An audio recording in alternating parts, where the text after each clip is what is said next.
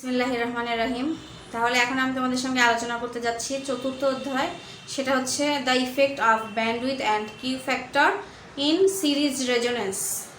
তো রেজোনেন্স কার্ভটা কি, দেখো আমি এখানে অঙ্কন করেছি। তো রেজোনেন্স কার্ভটা যদি আমরা বলতে চাই, তাহলে সার্কিটে যে আমরা ভোল্টেজটা প্রয়োগ করব, এই ভোল্টেজের সাথে সার্কিটের কারেন্ট এবং ফ্রিকোয়েন্সির যে সম্পর্ক, এটাকে যে কার্ভের মাধ্যমে প্রকাশ করা হয়ে থাকে সেটাই মূলত রেজোনেন্স কার্ভ।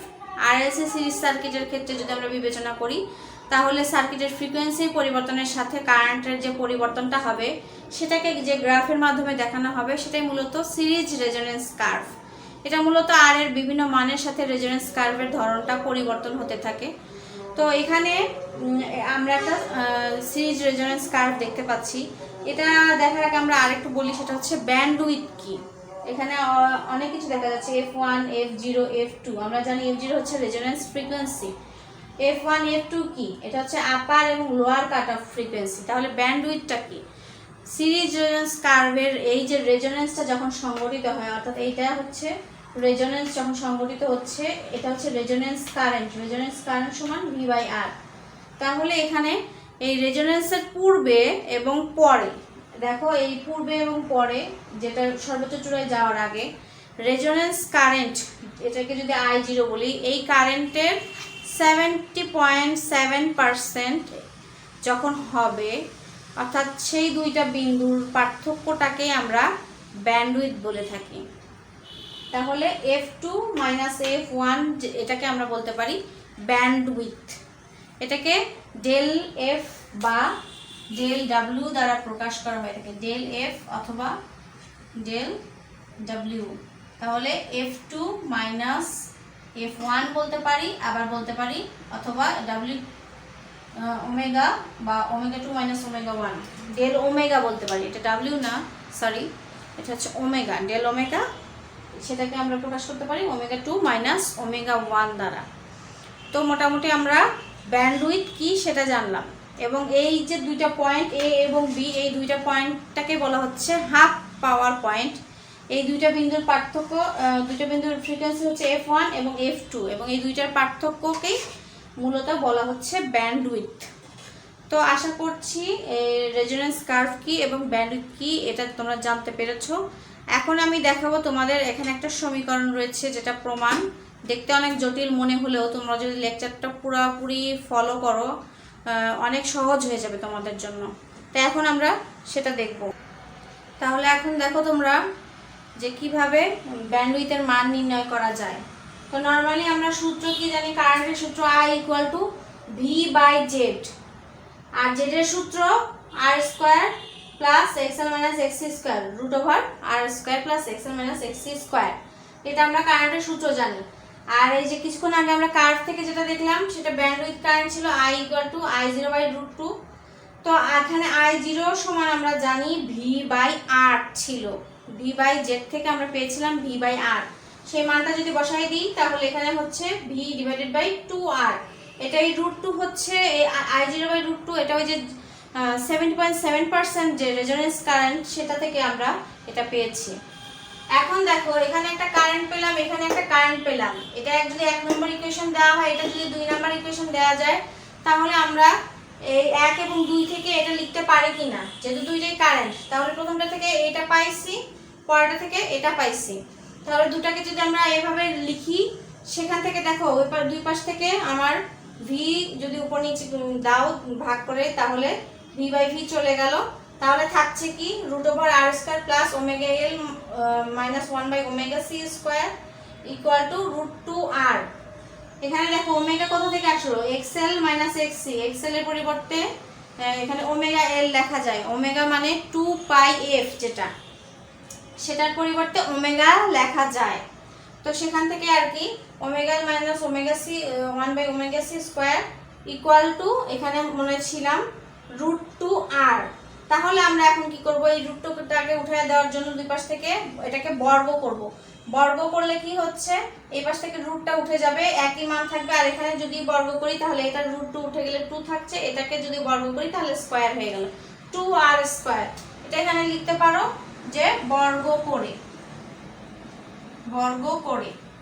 তাহলে এখন এখানে কি থাকছে, আমরা এখানে যেহেতু আর স্কয়ার, এখানে আর স্কয়ার, আমরা যদি এই আরটাকে ওই পাশে পার করে দেই তাহলে 2r স্কয়ার মাইনাস আর স্কয়ার, তাহলে বাকি থাকছে ওমেগা এল মাইনাস 1/ওমেগা সি স্কয়ার। এরপর খেয়াল করো যে আমরা যদি এটা স্কয়ারটাকে উঠিয়ে দিই, রুট করি, ওমেগা এল মাইনাস 1/ওমেগা সি থাকছে, আর এখানে 2r স্কয়ার মাইনাস আর স্কয়ার করলে থাকে 1r স্কয়ার।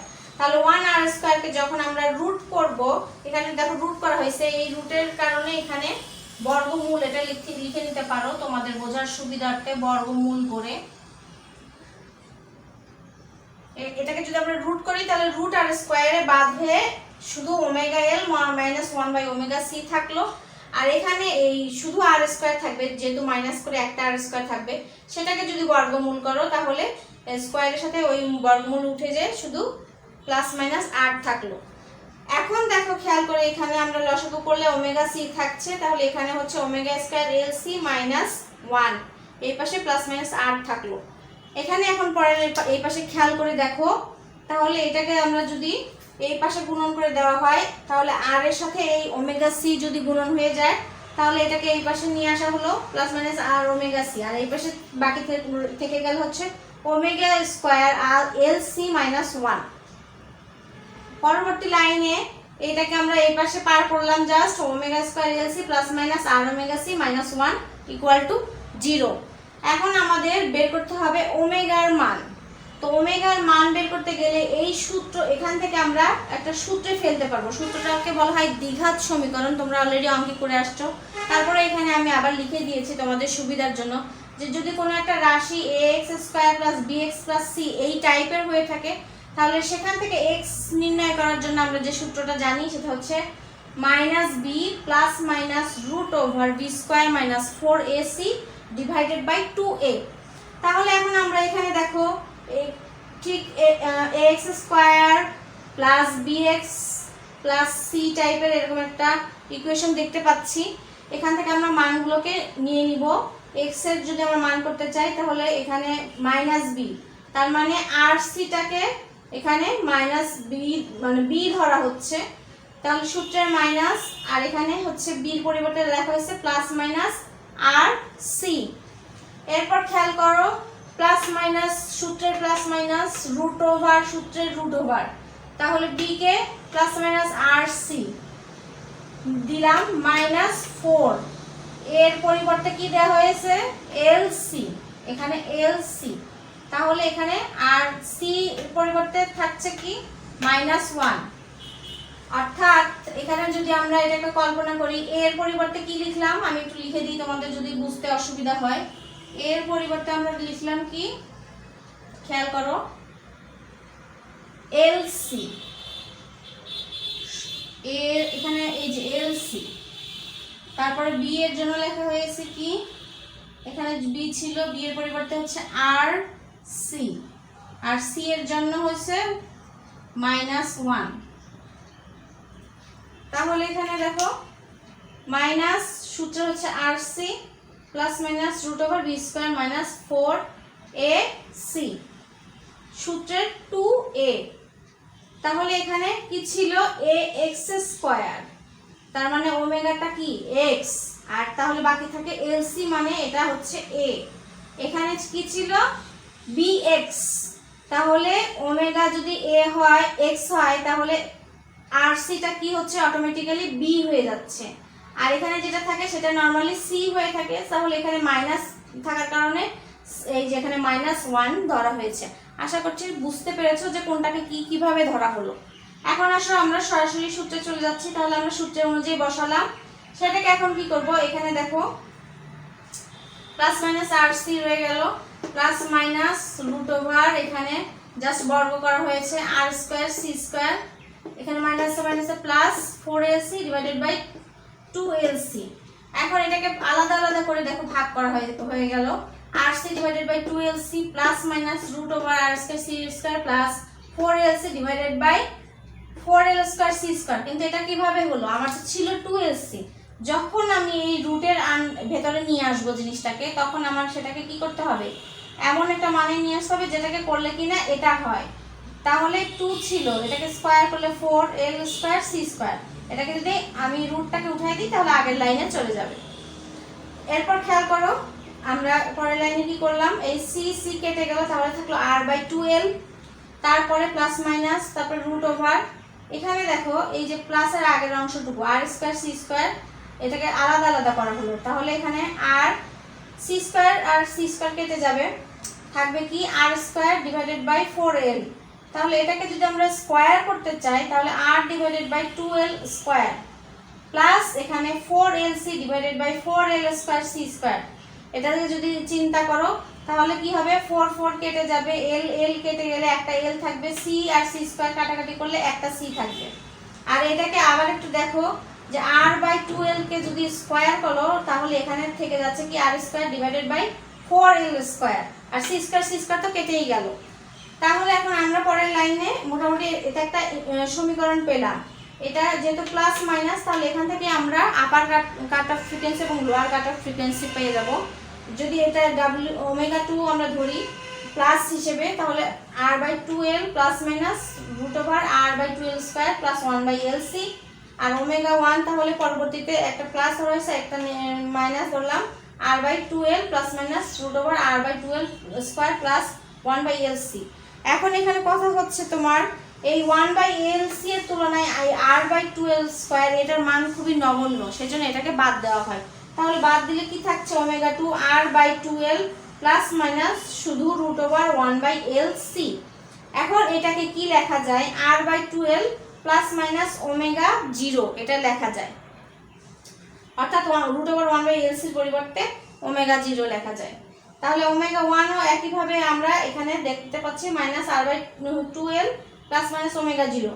এখন আমরা কি করব, upper cut off frequency minus lower cut off frequency, অর্থাৎ ω2 মাইনাস ω1 যদি করি, আমি মুখে বলছি, এখানে হয়তো বোঝা না গেলে তোমরা একটু খেয়াল করে নিবে যে এখন আমরা শুধু মানগুলো বসাই দিলাম, r/2l প্লাস মাইনাস ω0।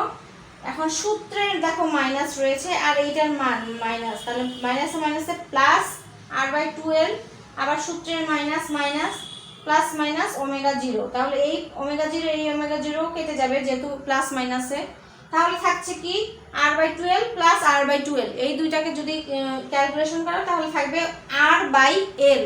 তাহলে ω2 আমি এই পাশে মিশাই দিচ্ছি,